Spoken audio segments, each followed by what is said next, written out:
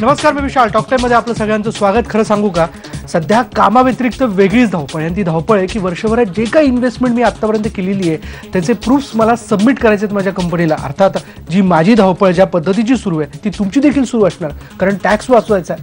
या सगळ्या याच्यात माझ्या 2-3 मित्रांचा वेगळाच घोळ आहे. त्यांनी आत्तापर्यंत कोणत्याही प्रकारची इन्व्हेस्टमेंट केलेली नाही, म्हणून आता ते जानेवारी आणि फेब्रुवारीमध्ये धावपळ करतात. त्यामुळेच आम्ही ठरवलं या स्टॉक टाइममध्ये आपण बोलूयात की कशा प्रकारे गुंतवणूक ही टप्प्याटप्प्याने करायला हवी, वेळेत करायला हवी आणि टॅक्स कसा वाचवता येऊ शकतो. म्हणून आमचा आजचा विषय टॅक्स आणि गुंतवणूक.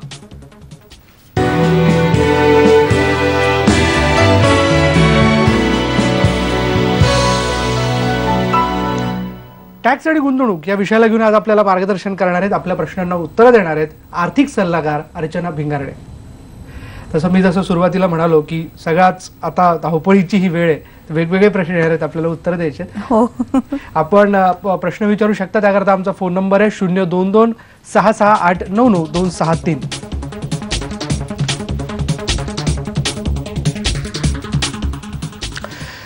जसं मी सुरुवातीला म्हणालो की आता जानेवारी आणि फेब्रुवारी काम तर सुरू आहे, पण कामाव्यतिरिक्त आता एक वेगळीच धावपळ आहे. HR चा मेल आलेला आहे की आता तुमचे इन्व्हेस्टमेंट प्रूफ सबमिट करा, कारण टॅक्स वाचवायचा आहे. कशी तयारी या 2 महिन्यांमध्ये प्रत्येक एम्प्लॉईने करायला हवी, जो कंपनीत काम करतो किंवा गव्हर्नमेंटमध्ये काम करतो? आपण एप्रिल पासून बहुधा गुंतवणुकीला सुरुवात करतो. मग अजूनपर्यंत जी गुंतवणूक केलेली आहे त्या सगळ्यांचे डॉक्युमेंट्स म्हणजे प्रूफ्स आपल्याला तयार करावे लागतात. वेगवेगळ्या गोष्टींमध्ये गुंतवणूक करू शकतो, ते आपण बघूच कुठे कुठे करू शकतो. या व्यतिरिक्त आपण वर्षाच्या सुरुवातीलाच मुलांच्या ट्युशन फीज भरल्या असतील, त्या ट्युशन फीच्या रिसीट्स ज्या असतील, म्हणजे थोडक्यामध्ये सर्व कागदपत्र आपल्याला एकत्र करणं आवश्यक आहे. ही महत्त्वाची तयारी. बरोबर, ही महत्त्वाची तयारी आहे. कारण सगळं कुठे कुठे विखुरलेलं असतं, आपल्यालाच बऱ्याचदा माहिती नसतं की कुठे कुठे काय काय ठेवलेलं आहे. ते एका फाईलमध्ये एकत्र करून त्याच्या झेरॉक्स कॉपी काढून आपल्या HR ला आपण तो मेल पाठवू शकतो. ओके, आपल्याकडे फोन यायला सुरुवात झालेली आहे. पहिला फोन आपल्याला आलेला आहे संगमनेरहून विनायक वाडेकर आपल्यासोबत आहेत. विनायकजी, आपला प्रश्न विचारा. हा, नमस्कार. हा, बोला. माझा प्रश्न असा आहे की हा जो नोकरदार वर्ग आहे, म्हणजे प्रशासकीय सेवेमध्ये काम करणारा असो किंवा खाजगी क्षेत्रामध्ये, तर यांना नेमका टॅक्सेबल इन्कम कसा असतो, कसा काढायचा असतो हे माहिती नसतं बऱ्याच जणांना. दुसरी गोष्ट की प्रशासकीय सेवेमधले नोकरदार असो किंवा खाजगी मधले, त्यांना तिथल्या ऑफिसमधून सुद्धा गायडन्स केलं जात नाही की तुमचा टॅक्सेबल इन्कम इतका होऊ शकतो किंवा त्याच्यामध्ये जे डिडक्शन होणार असतं ते डिडक्शन अशा प्रकारचं होऊ शकतं. जे तुम्ही मगाशी आता सांगितलं की ट्युशन फी असेल किंवा तर ते कोणतं डिडक्शन होऊ शकतं हे सुद्धा त्यांना माहिती नसतं. आणि मग त्यांची साधारणतः फेब्रुवारी मार्च मध्ये जी तारंबळ उडते तर ती टाळण्यासाठी एप्रिल पासूनच कशा प्रकारे मार्गदर्शन त्यांना करायला नियोजन असायला हवं असं त्यांचं म्हणणं आहे. बरोबर आहे. बऱ्याच व्यक्तींना माहिती नसतं की आपला टॅक्स कुठपासून कुठल्या लेवल पासून चालू होतो. बरोबर. तर पहिले 2 लाख आपल्या उत्पन्नाचे जे असतात त्याच्यावरती टॅक्स कोणताही पडत नाही. मग 2 लाख ते 5 लाखापर्यंत आपल्याला 10% टॅक्स भरायला लागतो. म्हणजे समजा तुम्ही जर 4 लाख उत्पन्न असेल तर पहिले 2 लाख माफ, वरच्या 2 लाखावरती 10% म्हणजे आपल्याला 20,000 रुपये टॅक्स भरायला येऊ शकतो. नंतर पुढे 5 लाख ते 10 लाखापर्यंत 20% आणि 10 लाखाच्या वरती जे काही उत्पन्न असेल त्याला आपल्याला 30% टॅक्स भरायला लागतो. मग आता ह्या 2 लाखापर्यंतचं उत्पन्न आपलं फ्री होऊन जातं. त्याच्याशिवाय आपल्याला अजून संधी असते की 1 लाख रुपये सेक्शन 80C जे म्हणतो आपण, त्या सेक्शन 80C मध्ये जर गुंतवणूक केली तर आपल्याला पुढचे 1 लाख रुपये देखील आपल्याला टॅक्स भरावा लागत नाही. ह्याच्यात 2 गोष्टी होतात की आपला टॅक्सही वाचतो, तसंच भविष्यासाठी गुंतवणूक ही होऊन जाते. तर कदाचित हाच उद्दिष्ट आहे की ह्या ना त्या मार्गाने लोक आपल्या भविष्यासाठी देखील गुंतवणूक करतील, म्हणून देखील ही सुविधा आपल्याला गव्हर्नमेंटकडून मिळून जाते. तर आता आपल्या सेशनमध्ये आपण बघणारच आहोत की ह्या सेक्शन 80C मध्ये आपण कोणकोणत्या गोष्टी साठी इन्व्हेस्टमेंट करू शकतो आणि आपण आपला टॅक्स वाचवू शकतो. ते आपल्याकडे पुढला फोन आलेला आहे सोलापूरवरून समीर राऊळ आपल्यासोबत आहे. समीरजी, आपला प्रश्न विचारा.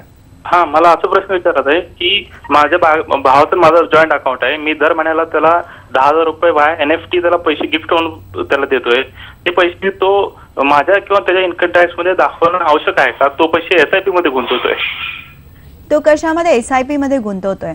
पण मग तुम्ही तुमच्या 10,000 रुपये जे ट्रान्सफर करता आहात ते तुमचं इन्कम झालं ना, आणि त्याच्यावरती तुम्ही टॅक्स भरलेला असेल असं मी अंदाज करते आणि गृहीत धरते, कारण तुमच्या उत्पन्नामधून जे तुम्ही गिफ्ट देताय भावाला ते भावाला टॅक्सेबल नसेल, पण तुम्ही त्याच्यावरती टॅक्स भरलेला असेल नक्कीच. पुढला फोन आपल्याकडे आलेला आहे. कोल्हापूरवरून मोहन शेटे आपल्यासोबत आहेत. मोहनजी, आपला प्रश्न विचारा. नमस्कार मॅडम. नमस्कार. मी कोल्हापूरहून बोलतो. सिनियर सिटीजनसाठी 80C आणि 80D खाली माझी गुंतवणूक झालेली आहे.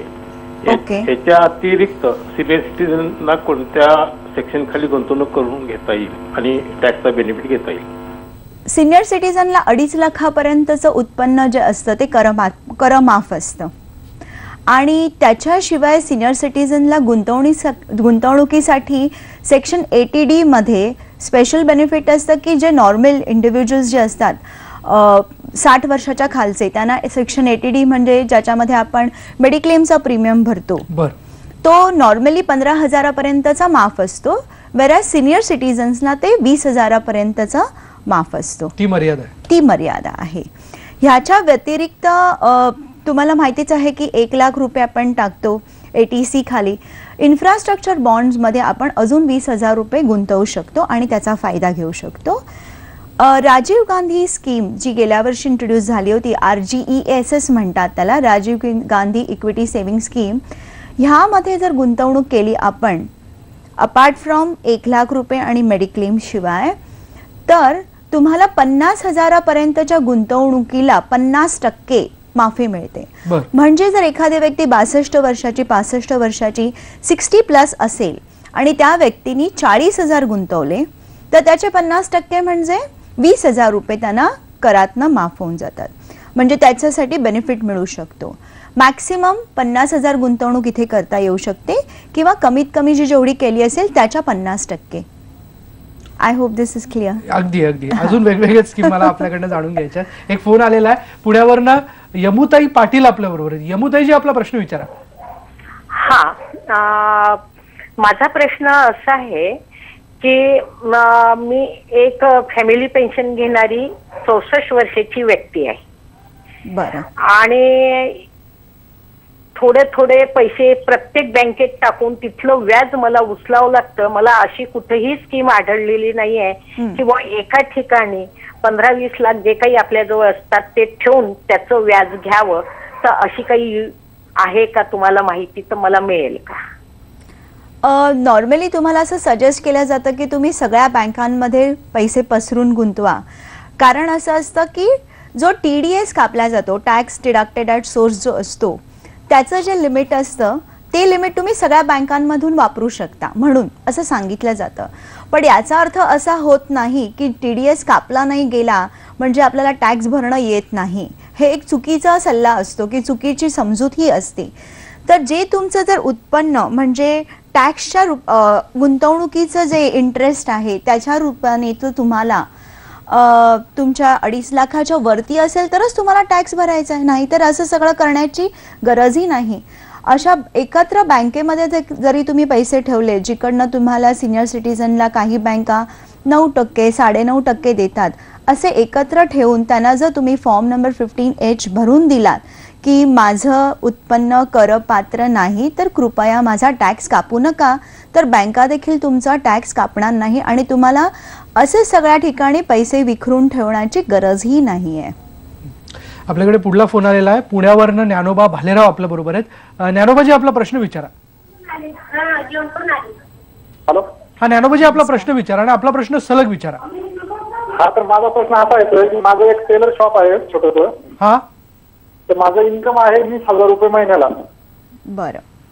तर मला बी टॅक्स भरणं लागेल का, असं माझा प्रश्न आहे. समजा की तुमचं जर 20,000 रुपये जर महिन्याला तुमचं उत्पन्न असेल तर हे उत्पन्न तुम्हाला, समजा मी असं अज्युम करते की ते तुम्हाला फी येते त्याच्यातून तुम्ही म्हणताय की माझं 20,000 रुपये उत्पन्न आहे, पण ह्याच्या व्यतिरिक्त तुमचा खर्च देखील असेल, दुकान चालवण्याचे इलेक्ट्रिसिटी, भाडं, बाकीचे सगळे खर्च वजा करून जर तुमचं उत्पन्न 20,000 रुपये असेल तर त्याला म्हणता येईल की हे प्रॉफिट झालं तुमचं. आणि जर हे प्रॉफिट 20,000 असेल तर 2,40,000 तुमचं वर्षाचं इन्कम होऊन जातं. पण 2,40,000मध्ये तुम्ही जर 40,000 50,000 गुंतवणूक केली तर तुम्हाला येणारा टॅक्स 0 असू शकतो. अगदी खरं तर आपण आणखीन बोलणार आहोत. आपण पाहतोय की टॅक्स तसा थोडा गुंतागुंतीचा विषय वाटतो, थोडी भीती वाटते आपल्याला, पण जर सोप्या पद्धतीने गुंतवणूक केली तर हा टॅक्स आपल्याला वाचवता येऊ शकतो. यावर आपण चर्चा करतोय. म्हणून जे काही तुमच्या मनातले प्रश्न असतील, शंका असतील, जरूर विचारा. त्याकरता आमचा फोन नंबर आहे 02266899263. इथे एक ब्रेक घेतोय. पहा फक्त IBN लोकमत.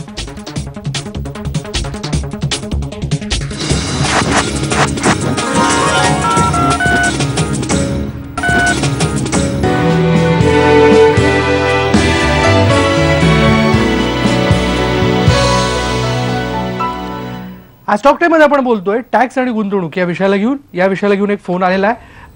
जळगाववरनं हेमंत देशमुख आपल्यासोबत आहेत. हेमंतजी, आपला प्रश्न विचारा. हेमंतजी, आपला संपर्क तुटलेला आहे. इतरही काही फोन येतील, पण आतापर्यंत आपण जाणून घेतलं की जानेवारी आणि फेब्रुवारी जे काही इन्व्हेस्टमेंट प्रूफ आहेत त्याची तयारी कशी असली पाहिजे. पण हा ठीक आहे, या वर्षात मी माझ्या गुंतवणुकीचं नियोजन करू शकलो नाही, पण आता मला पुढल्या एप्रिलपासून ते सगळं करायचं आहे. काय ऑप्शन्स माझ्यासाठी आहेत इन्व्हेस्टमेंट करता? एक आहे public provident fund, PPF, EPF, RPF हे वेगवेगळे प्रकार असतात. PPF जे असतं ते आपण आपल्या कंपनीशिवाय बाहेर उघडू शकतो आणि ह्याची मुदत असते 15 वर्ष आणि त्याच्यावरचे मिळणारा इंटरेस्ट जो असतो तो टॅक्स फ्री असतो. त्यामुळे हा एक महत्त्वाचा आणि बेस्ट ऑप्शन आहे.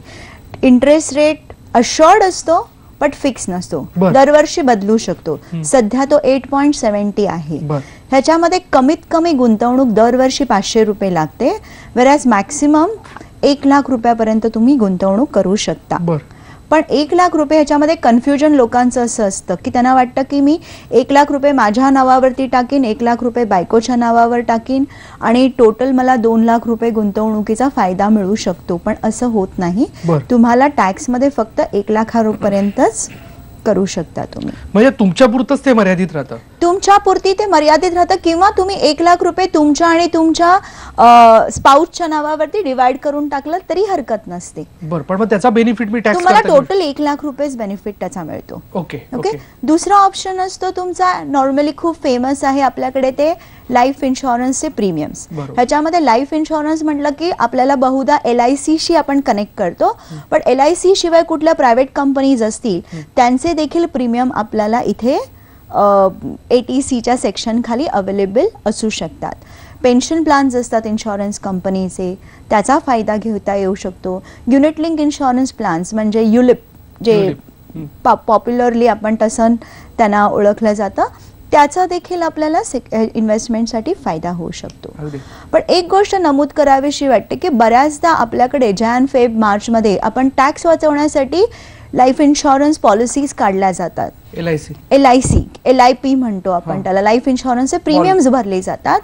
तर फक्त तेवढा उद्देश त्याचा नसावा, हा दुय्यम उद्देश असावा. मुख्य उद्देश असा की प्रत्येक कुटुंबाने जो कोणी करता असेल, ब्रेड विनर असेल, त्याचं पुरेसं संरक्षण आहे की नाही ते बघणं खूप महत्वाचं असतं. तर ते खूप आवश्यक आहे ते बघणं. अगदी. आपल्याकडे फोन यायला सुरुवात झाली आहे. ठाण्यावरनं शिरीष जोशी आपल्या बरोबर आहेत. शिरीषजी, आपला प्रश्न विचारा. शिरीषजी, आपल्याला माझा आवाज येतोय? पुढला फोन आपल्याकडे रेडी. शिरीषजींपर्यंत आपला आवाज जात नाही. जळगाववरनं चेतन पाटील आपल्यासोबत आहेत. चेतनजी, आपला प्रश्न विचारा. सर, मला हे विचारायचं आहे की एखाद्या सेवानिवृत्त कर्मचाऱ्यांनी जर त्याच्या पत्नीच्या नावावर काही फिक्स डिपॉझिट म्हणून ठेवली तर त्या फिक्स डिपॉझिटवर येणाऱ्या व्याज त्याच्या पत्नीचं सेपरेट इन्कम म्हणून धरलं जाईल की त्या टॅक्सपेयर सेवानिवृत्त कर्मचाऱ्याचंच? त्या टॅक्सपेयर सेवानिवृत्त कर्मचाऱ्याचं ते उत्पन्न पकडलं जाईल, कारण त्यांनी ट्रान्सफर केलेले पैसे आहेत त्याच्यामुळे त्यांचं उत्पन्न पकडलं जाईल. पण त्या उत्पन्नावरचं अजून उत्पन्न येत असेल ते त्या मिसेसचं पकडलं जाईल. जसं आता तुम्ही वेगवेगळ्या ह्या सगळ्या पॉलिसीज सांगत होत्या, गुंतवणुकीच्या ह्या सगळ्या स्कीम सांगत होत्या, आणखीन कुठल्या स्कीम्स आहेत की ज्या आपण लक्षात घ्यायला हव्यात? आणि बऱ्याच वेळेस आपण ते लक्षात घेत नाही, कारण आपण खूप परंपरागत मार्गांकडे जात असतो. म्हणजे खास करून मला हेही विचारायचं की LIC बद्दलही आपलं काय मत आहे? नाही, LIC मत म्हणजे काय, इन्शुरन्स म्हणून जास्त बघितलं पाहिजे आपण त्याच्यामध्ये, आणि त्या निमित्ताने आपली गुंतवणूक ही होत असते. तर it is a good option. कारण कसं असतं की लोक जसं आपल्याला इलेक्ट्रिकचं बिल येतं तसं दरवर्षी गुंतवणूक केलीच जाते, तसं LIC मध्ये केलीही जाते, पण मुख्य उद्देश असावा की आपलं संरक्षण. ह्याच्याशिवाय आणखी महत्त्वाचा आपल्याला एक गुंतवणुकीचा ऑप्शन अवेलेबल असतो, ELSS, that is equity link saving schemes, जे म्युच्युअल फंड मार्फत आपण परचेस करू शकतो, घेऊ शकतो. कुठे त्याकरता संपर्क करावा लागतो? म्युच्युअल फंड्सचे जे ब्रोकर्स असतात, ऍडवायझर्स असतात, त्यांच्याकडून तुम्ही घेऊ शकता. इथे आपल्याला फायदा असा होतो की छोट्या रकमेने, मे बी 500 रुपये दर महिना, त्याच्यामुळे तुम्ही शेअर मार्केटमध्ये भाग घेऊ शकता. आणि 3 वर्षाचा लॉक इन पिरियड असतो. आणखी एक महत्त्वाची गोष्ट तुम्हाला सांगावीशी वाटते की गुंतवणूक करताना महत्त्वाचं असं असतं की किती रिस्क आहे त्याच्यामध्ये, येणारे रिटर्न्स आपल्याला नक्की मिळणार आहेत की नाही, मुदत कधीपर्यंतचे आहे, म्हणजे आपल्याला लिक्विडिटी किती आहे, ह्या गोष्टी देखील आपल्याला लक्षात घ्यायला पाहिजेत. ELSS मध्ये तुम्हाला फक्त 3 वर्ष पैसे तुमचे गुंतले जातात. येणारी रक्कम म्हणजे रिटर्न्स जे आहेत ते काहीही फिक्स नाही आहे, ते कमी, नेगेटिव्ह, पॉझिटिव्ह किंवा जास्त काहीही मिळू शकतात. तर पण थोड्या रकमेने आपल्याला सुरुवात करून बघायला हरकत नसते. इकडे जे तुम्ही सगळ्यांनी ऐकलं असेल, सिस्टमॅटिक इन्व्हेस्टमेंट प्लॅन, SIPच्या माध्यमाने देखील इथे गुंतवणूक करता येते. अगदी अगदी. मला असं वाटतं आणखीन बऱ्याचशा गोष्टी ज्यावरती आपल्याला बोलायचं. इथे वेळ झाली एका ब्रेकची. एक ब्रेक घेऊयात. पहा फक्त IBN लोकमत.